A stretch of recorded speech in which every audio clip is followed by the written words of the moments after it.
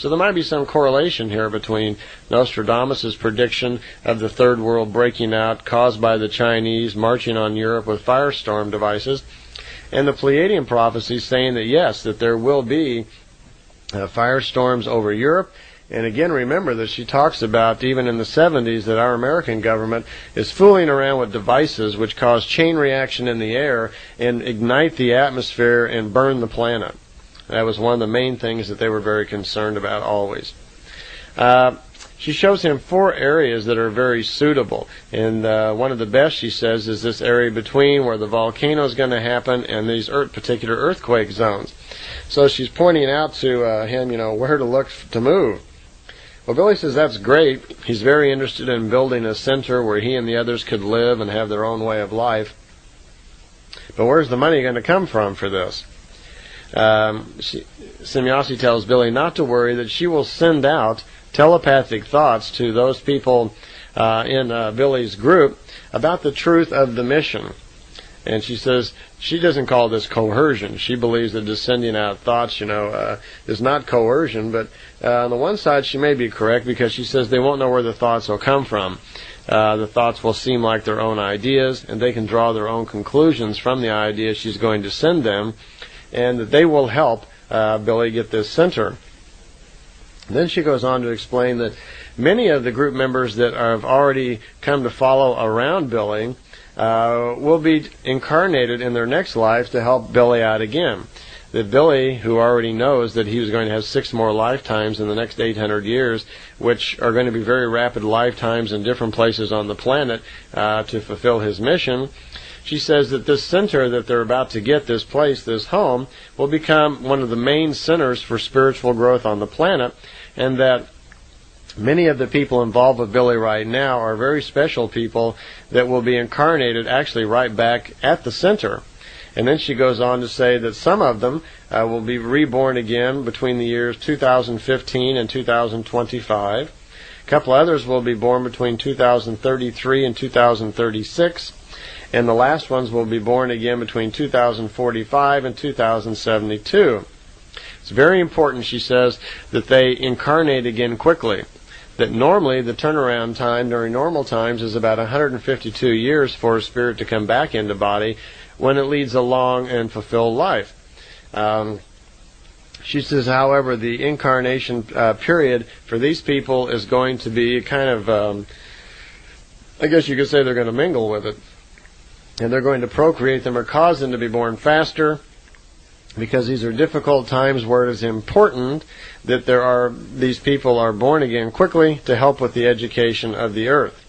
Then she begins to put names to Billy of the people who are going to be reborn at the center. She also tells him which sex they're going to be. And the ones that are not going to be born at the center, of which several would also be born at different places in the European theater, a couple of them several thousand kilometers away. So Billy's kind of a little surprised at this, because he was not aware of all this. But he says that it's very important that also that these people understand this and know that normally individuals have no say-so in where they are incarnated at physically, because they don't know how to do it. It is possible for an individual to have some control over that. But in this case, these people are being told that they are very special people to the mission of Earth, and that they can be incarnated again at a specific time and place to continue on with their mission, and that they will continue to be involved with the Pleiadians throughout these missions. Billy will be incarnated somewhere else, not in Switzerland, his next life. He will die a unexpected death, which will become a surprise to everyone. And this might be done on purpose, or perhaps even with the help of the Pleiadians, to facilitate him being born quicker. Because if you die by accident and do not fulfill your normal lifespan, you come back faster. So they may be doing this on purpose, because Billy is to have 6 lifetimes in 800 years, which is very quick turnaround time, much faster than normal. They don't want to tell Billy the exact dates of his death, because they don't want anybody to know that, although he has kind of an idea. But they don't want the people around him to know that, because they're afraid that he might be taken as an idol or martyred or something. it'll be 800 years before he personally will be rejoined with the innermost group that he's putting together here. But these people themselves, the group will go on, and at the center where they're getting ready to build.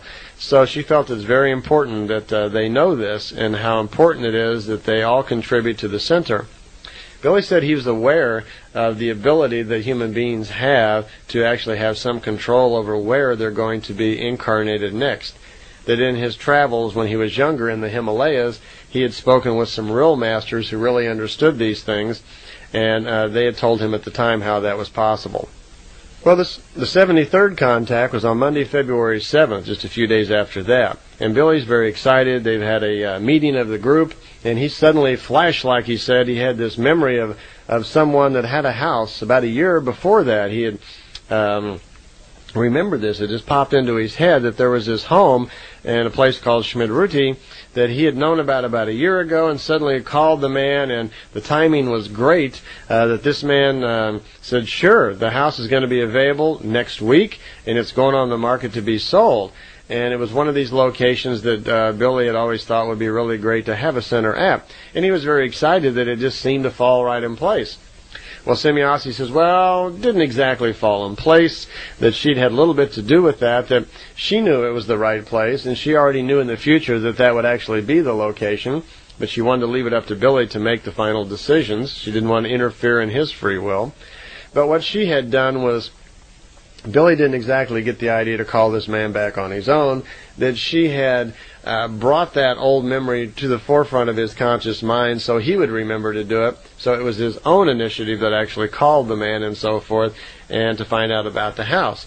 But apparently the house was going to become available, and the group was very excited about it. And again, she reiterated the importance that certain group members become aware of how important they were to the mission.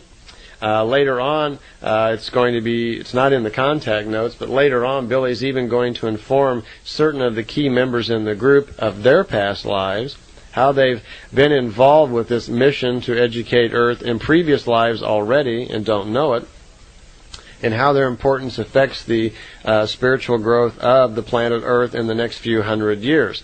So many of those people that are living over there right now are under the impression that they've had previous lives and will have more lives to come in connection with Billy and the Pleiadians, and that by living there at the center, they're becoming a member of, and the word elite was used. It says that if they continue on and help with the center, and that their incarnations will be controlled by the Pleiadians, where they will be reborn and pulled back together, and they will become members of what the Pleiadians called elite spiritual leaders to help in educating the Earth.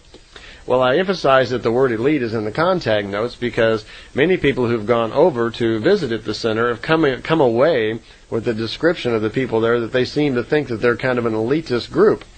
And that's probably where this thinking comes from. The Pleiadians have told them that they are going to become that they are special incarnated spirits working on a mission.